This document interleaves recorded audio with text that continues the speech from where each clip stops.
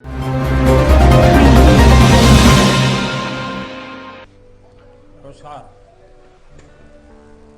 मैं सबसे पहले तमिलनाडु के तंजावुर में हुई आज जो हादसा हुआ उस पर अपना शोक प्रकट करता हूं। जिन नागरिकों की मृत्यु हुई है उनके परिवारों के साथ मेरी संवेदनाएं हैं। पीड़ित परिवारों की आर्थिक मदद भी की जा रही है। मैं सभी मुख्यमंत्रियों, राज्य सरकारों और अधिकारियों के साथ सभी कोरोना वॉरियर्स की प्रशंसा करता हूं।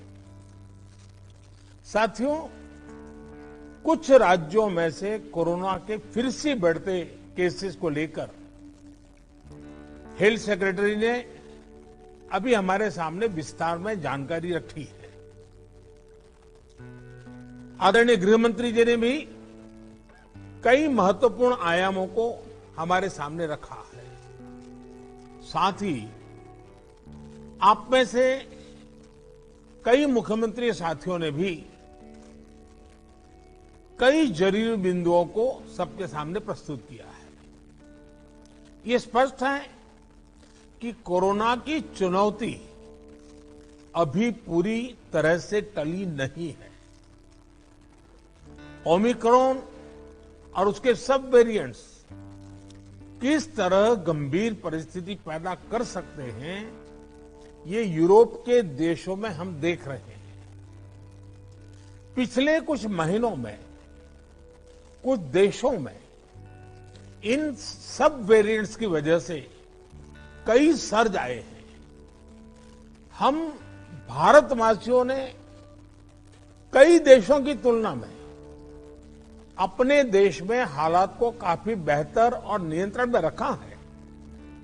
इन सब के बावजूद पिछले 2 हफ्तों से जिस तरह से कुछ राज्यों में केसेस बढ़ रहे हैं, उससे हमें अलर्ट रहने की जरूरत है।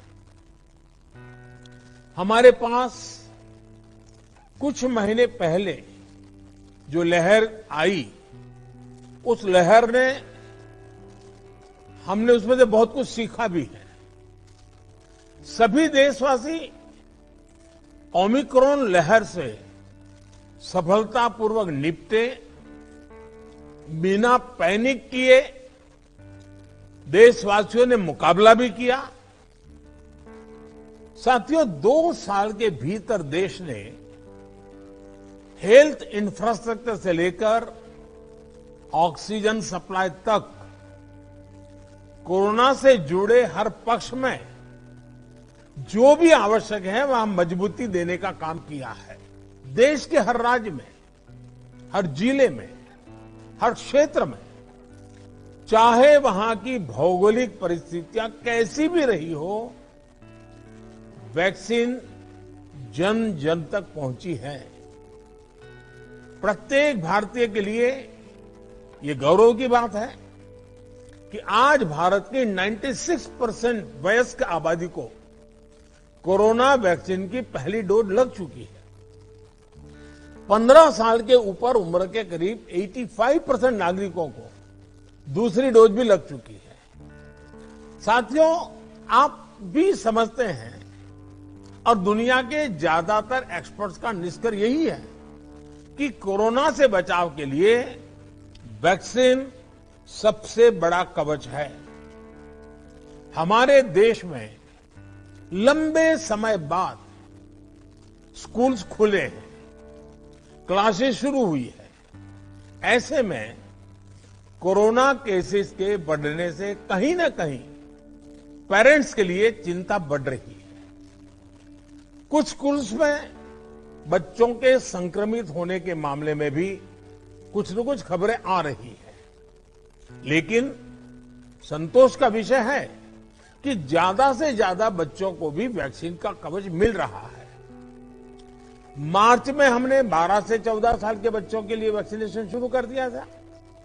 अभी कल ही 6 से 12 साल के बच्चों के लिए भी कोवैक्सीन टीका की परमिशन मिल गई है। सभी एलिजिबल बच्चों का जल्द से जल्द टीकाकरण ये हमारी प्राथमिकता है। इसके लिए पहले की तरह स्कूलों में विशेष अभियान भी चलाने की जरूरत होगी। टीचर्स और माता पिता इसे लेकर जागरूक रहें, हमें ये भी सुनिश्चित करना होगा। वैक्सीन सुरक्षा कवच की मजबूती के लिए देश में सभी वयस्कों के लिए प्रिकॉशन डोज भी उपलब्ध हैं। टीचर्स, पेरेंट्स और बाकी एलिजिबल लोग भी प्रिकॉशन डोज ले सकते हैं। इस तरह भी हमें उन्हें जागरूक करते रहना होगा। साथियों, तीसरी लहर के दौरान हमने हर दिन 3 लाख से ज्यादा केसेस देखे हैं। हमारे सभी राज्यों ने इन केसेस को हैंडल भी किया और बाकी सामाजिक आर्थिक गतिविधियों को भी गति दी। यही बैलेंस आगे भी हमारी स्ट्रेटेजी का हिस्सा रहना चाहिए। हमारे साइंटिस्ट और एक्सपर्ट्स नेशनल और ग्लोबल सिचुएशन को लगातार मॉनिटर कर रहे हैं। उनके सुझावों पर हमें प्रिएम्प्टिव, प्रोएक्टिव और कलेक्टिव अप्रोच के साथ काम करना होगा। इन्फेक्शंस को शुरुआत में ही रोकना हमारी प्राथमिकता पहले भी थी और अब भी यही रहनी चाहिए। आज कोरोना की जो स्थिति है उसमें ये जरूरी है कि अस्पतालों में भर्ती मरीजों में जो हमारे गंभीर इन्फ्लुएंजा के केसेस हैं उनका 100% आरटी-पीसीआर टेस्ट हो। इसमें जो भी पॉजिटिव आते हैं उनका सैंपल जीनोम सीक्वेंसिंग के लिए जरूर भेजें। इससे हम वेरिएंट की समय समय पर पहचान कर पाएंगे। साथियों, हमें सार्वजनिक स्थानों पर कोविड एप्रोप्रिएट बिहेवियर को प्रमोट करना है। साथ ही पब्लिक में पैनिक न फैले, ये भी सुनिश्चित करना है।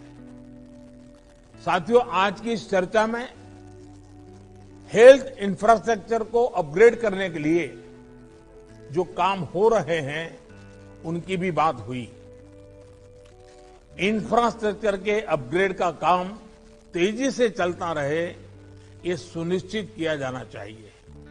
बेड्स, वेंटिलेटर्स और पीएसए ऑक्सीजन प्लांट जैसी सुविधाओं के मामले में हम काफी बेहतर स्थिति में हैं, लेकिन ये सारी सुविधाएं फंक्शनल रहे, हमें ये भी सुनिश्चित करना होगा। मैं एक और पक्ष का जिक्र करना चाहता हूं।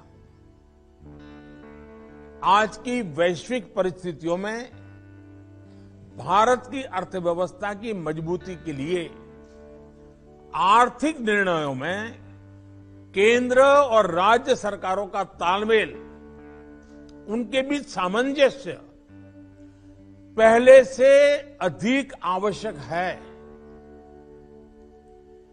आप सभी इस बात से परिचित है कि जो युद्ध की परिस्थिति पैदा हुई है और जिस प्रकार से सप्लाई चेन प्रभावित हुई है, और ऐसे माहौल में दिनों दिन चुनौतियां बढ़ती जा रही हैं। ये संकट, वैश्विक संकट, अनेक चुनौतियां लेकर के आ रहा है। ऐसे संकट के समय में केंद्र और राज्यों के बीच तालमेल को, कोऑपरेटिव फेडरलिज्म की भावना को और बढ़ाना अनिवार्य हो गया है। अब मैं एक छोटा सा उदाहरण देता हूं। जैसे पेट्रोल डीजल की कीमतों का एक विषय हम सबके सामने है।